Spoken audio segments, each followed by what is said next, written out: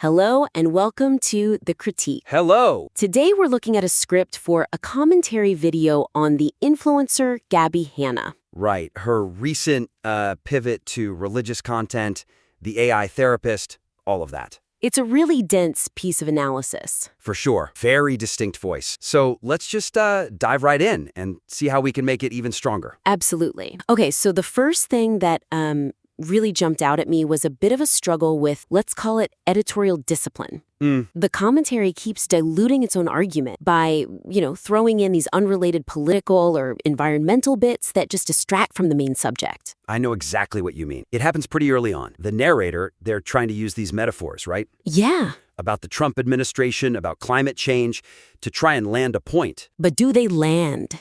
That's the question. I think they break the immersion. Me too. We're supposed to be in this deep dive on the psychology of one specific creator. Right.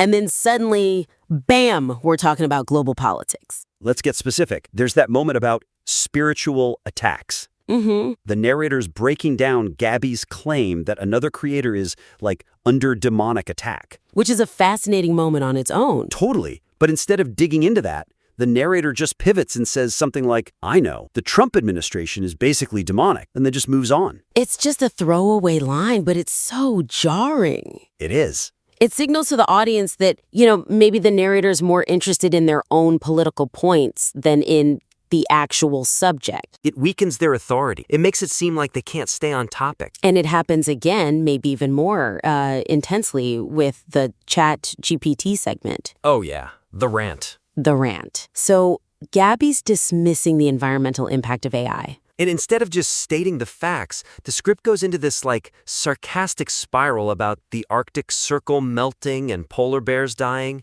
I mean, you could argue it's hyperbole, right? To show how ridiculous Gabbie is being. You could, but I don't think it works. It just feels like the narrator is venting their own anxieties about climate change. Yeah. We're there to understand Gabbie, not to get a lecture on the ice caps. So the suggestion here, the really actionable thing, is to just cut it. Completely. Strengthen the critique by removing all these external anxieties and just focus on the internal logic or illogic of Gabbie's world. Exactly. So instead of the polar bear rant, you pivot immediately to the psychological point the narrator makes later. Which is?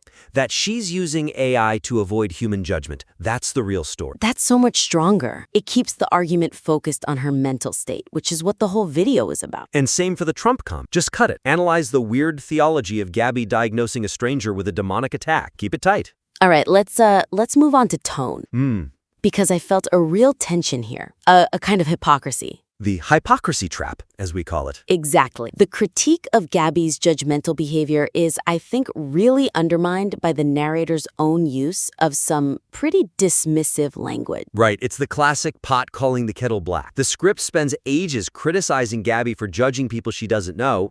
Tara's World, Single Mothers, yeah. But then, in the next breath, the narrator is calling Gabbie insufferable or despicable. Or comparing her to a weird aunt at Christmas. Yeah, the weird aunt who sits in the corner talking to herself. And I wonder, what's the impact of that? Well, it lowers the discourse, doesn't it? It really does. It stops being analysis and it just becomes, an insult.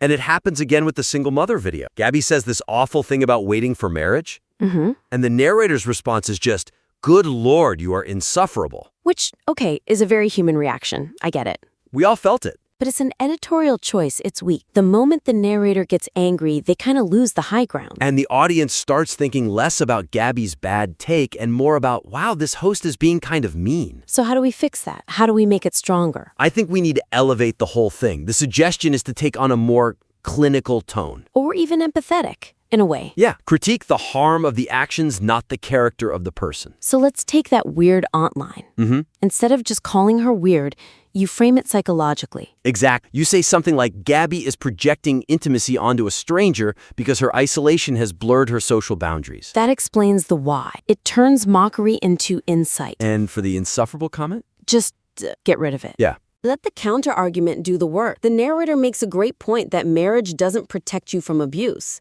That's powerful enough. The insult just dilutes it. It shifts the focus from Gabbie's logic is harmful to just Gabbie is bad. And the first one is a much smarter critique. Okay, so that brings us to the actual architecture of the episode, the structure. I felt this one too. I got a little bit of whiplash. Me too. The narrative kind of circles back to the ChatGPT point over and over again. But it doesn't really build a cohesive theory about her behavior. It feels like we're just reacting to clips in a random order. You know, we start with a cult, then it's ChatGPT, then a pastor, back to ChatGPT, then a TikTok scam. Right. Feels like scrolling through a feed, not building a case. And I think the listener might miss the actual connection, the causal link. 100%. They need to see the progression. So the suggestion is to group the themes together, build a chain of cause and effect. So what would that look like? Well, first, you establish the isolation. Okay, the religious echo chamber, the AI therapist, got it. Then, you show how that isolation creates this false sense of righteousness. And then, finally, you show how that righteousness turns into attacks on other people. That's much clearer. So practically, you'd move some blocks around. Yeah. Right now, the script talks about how ChatGPT confirms you're right about everything, but then it wanders off to talk about a scam before it gets to her judging other creators. Confirms your right analysis to right before the section on her judging Tara's world. Yes, that's it. Because then you can argue that she feels entitled to judge Tara because her AI has just spent weeks telling her she's a genius. It connects the dots. It turns two separate observations into one unified theory of her behavior. And what about the Sabrina Carpenter segment, where she calls her a pervert? It feels a bit random right now. You group that with the Brooke Monk demonic attack segment. Ah, okay. Call the chapter Projecting Purity or something. It shows a clear pattern, not just a random list of complaints. It turns a reaction video into a psychological profile. Which is a huge upgrade. Okay, final pillar, the actual deconstruction of her arguments. This is where I think the script gets a little lazy. It relies too much on incredulity, right? On just being shocked. Exactly. It misses the chance to really dismantle what she's saying with logic. The dinosaurs in the Bible comment is a perfect example. Yeah, Gabbie makes this claim, and the narrator's response is basically, I can't do this today, my brain is melting. It's funny and it's relatable. It is. But it doesn't actually rebut the claim. It just leaves it hanging there. And you have to think, some people in the audience might actually be on the fence about that. Mockery doesn't change minds. Evidence does. So the suggestion is to actually treat her claims like serious propositions that need to be debunked. Yes. Take the dinosaur thing. Instead of just laughing, the narrator could take 10 seconds to explain the context. Like, she's probably talking about the behemoth in the book of Job. Right, mention that and then contrast it with the scientific timeline. You don't need a lecture, just one sentence to show why her logic is flawed. It's so much more powerful. And this is even more critical with the quality control argument about marriage. Yeah, this part is really serious. Gabbie is basically saying if this single mother had just waited for marriage, she wouldn't have been abused. It's a horrific thing to say. It is. And the narrator's response is emotional. You are insufferable. But does that actually disprove her point to someone who might believe her? No, not really. The narrator needs to be more explicit. The counter-argument shouldn't just be Gabbie is mean. It should be marriage is a contract, not a magic shield against abuse. Yes. Abusers often wait until marriage to reveal themselves because now the victim is legally trapped. That's the devastating point.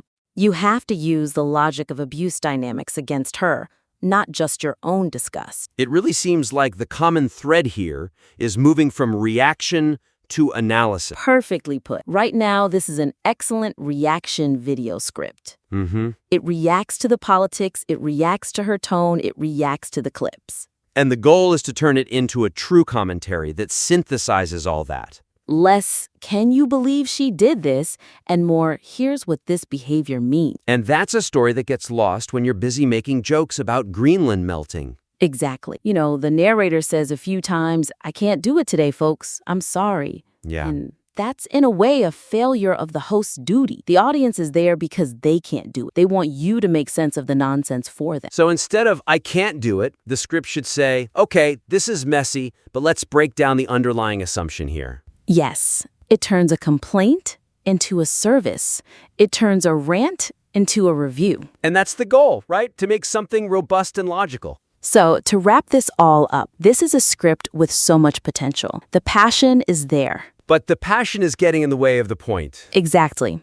So first, by cutting the political and climate side tangents, the script respects the audience's time and focus. Second, by cleaning up the tone-swapping insults for analysis, the narrator claims the moral high ground. Third, by restructuring the segments, you create a powerful cause and effect narrative.